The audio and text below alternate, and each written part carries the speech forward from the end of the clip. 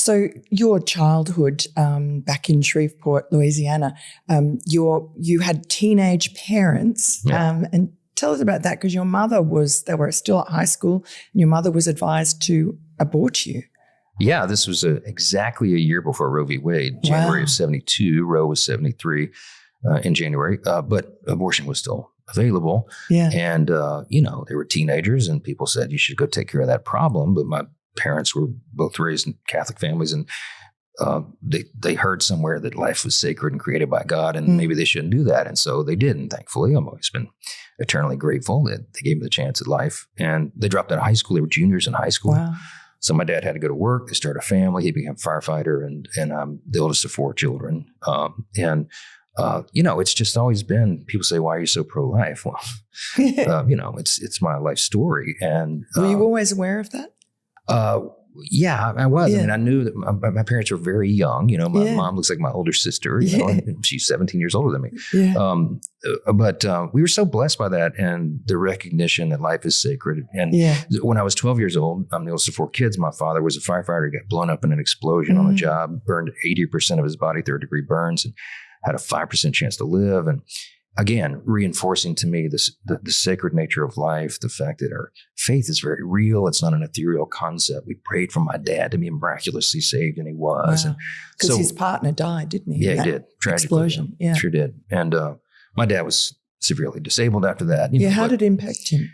It was a huge change in the trajectory of all of our lives. Yeah. But he was, disabled after that, and had, scores of surgeries, skin graft surgeries. In a lot of pain.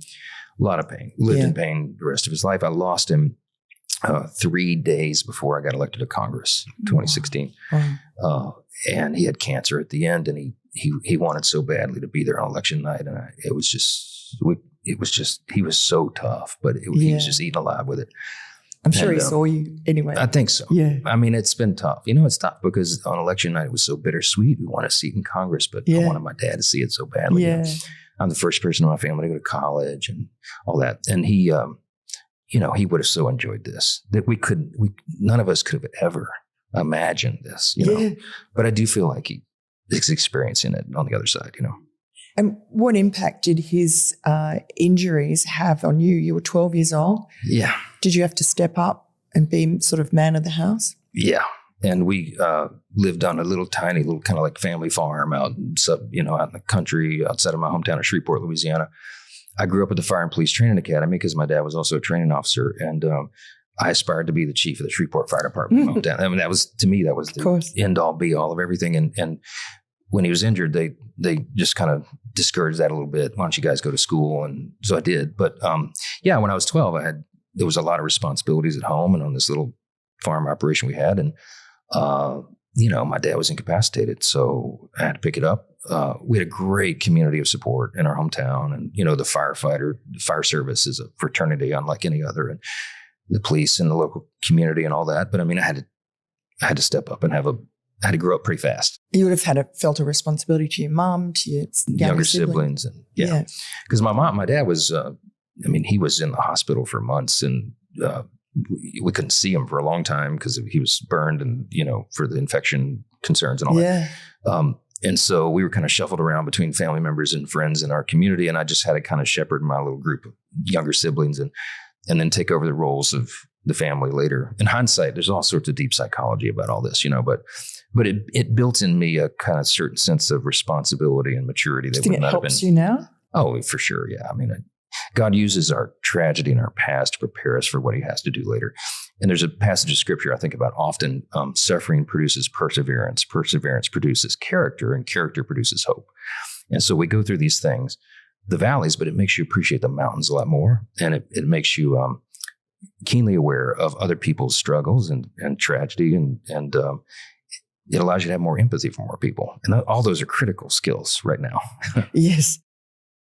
Your wife and your children have moved to Washington with you. Tell me about your wife and how you met her. Yeah, I met her at a wedding 2 weeks before I graduated law school. Right. So she missed that whole misery of that that season of life. But we've been married 26 years. We have 4 amazing kids. And my oldest daughter just graduated law school in May. She takes the bar in about a week. In Louisiana? Louisiana. Yep. She's going to move to Capitol Hill and work here. My second daughter already works on Capitol Hill. She deferred law school. She's working on Judiciary Committee, doing some really neat stuff. My oldest son, Jack, just finished his first year at the Naval Academy. And then our youngest son, Will, is the last one at home, starting 9th grade. And as speaker, I don't get to be home enough with him. And a 14-year-old boy needs his dad. So he and Kelly, my wife, for the first time since I've been in Congress, they moved here, and we'll be going back and forth to the district. But this will kind of be the main operation here. So because it's a 24/7 job. 24/7. Yeah. I mean, it's hard to describe what this job requires. And your oldest son, you adopted him. He was a Black teenager. Yeah. Tell Michael, us about that. Just talked to him yesterday. His birthday was last week, and he's now 42.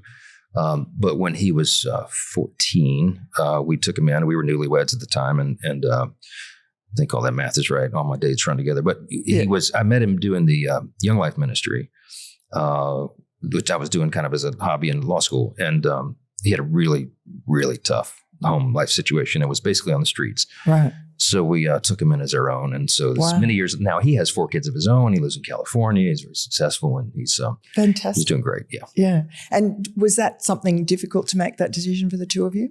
At the time, we really didn't have a choice. It's a long story, but he was at the age where he kind of fell through the cracks in the social system in Louisiana, and he wasn't yet an adult, so there wasn't a place for that. And then he had kind of aged out a little bit out of the juveniles kind of situation, and there really was no option. I mean, we took him in, and but so grateful we did, and that changed our family's lives, and in very positive ways.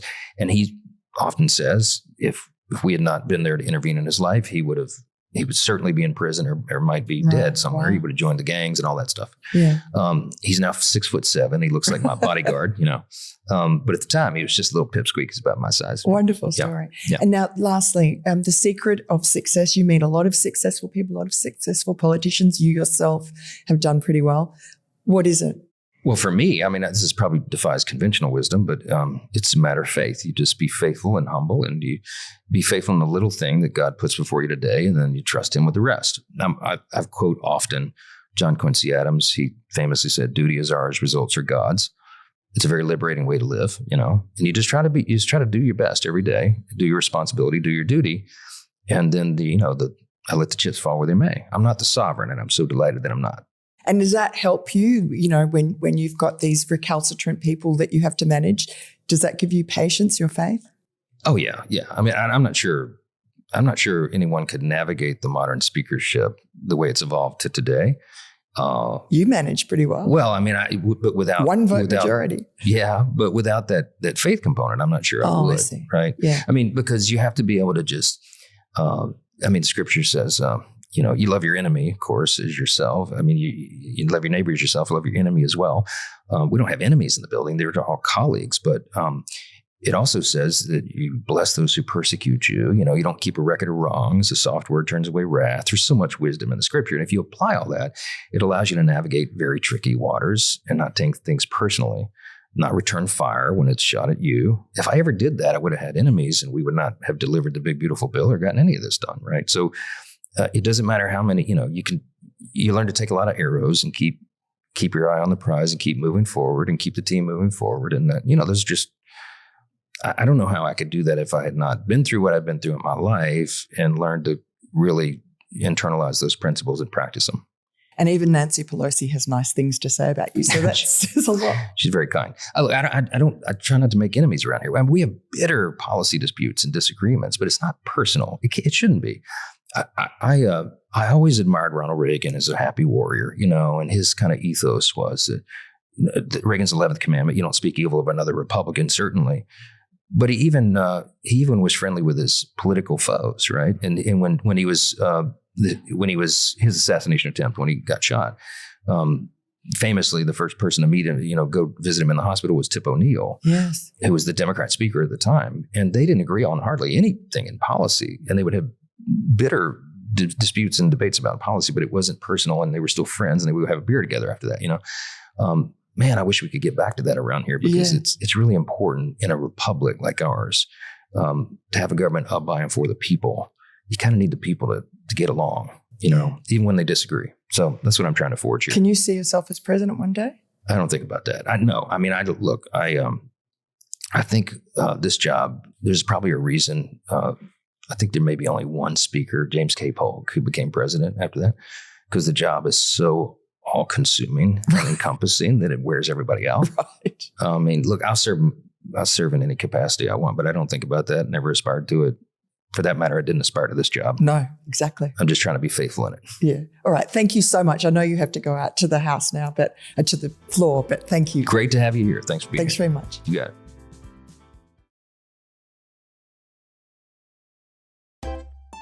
If you enjoy this content, please consider subscribing to my channel to stay up to date with future videos.